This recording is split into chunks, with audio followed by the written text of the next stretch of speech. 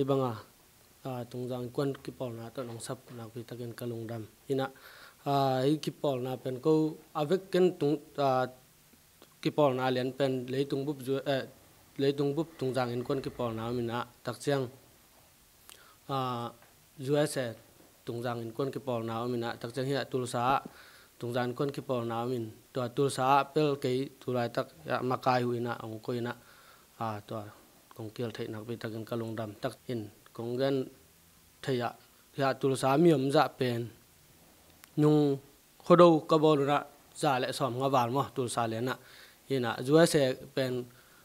USA gambup pen zathum le zali ki kal tang hin ta mi len ken nong chen ken na ayang kum khatina USA gambup pen tungjan kon kum khatin kum ni halina khat veita khom pi na bolung ma tungjang khom pi chin na ai zomi kisim na di to sai na den kama kai pa no hopi na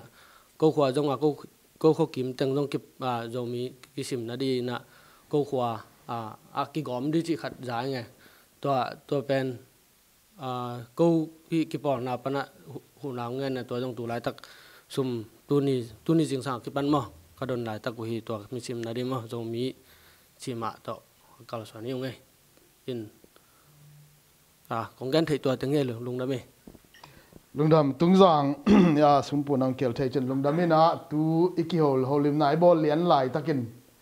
tu lian lai takin mo chal pi ke bol ling hin chen zomin kon USA in teng thum den ma man na kha khin nge en tun jong na nga khin on chen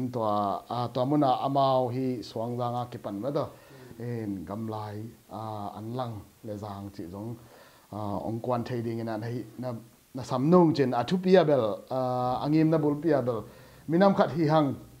minam khat hi na kip sak ni do mi chini chi jong hi non lo en tung jang leo bel tun kisim na ki bowling ta eminam khat hi na lim ta ki gel ling hi chang ina gwal zo na poi bol ni chi mo ga tung jang ta poi kham kholo hi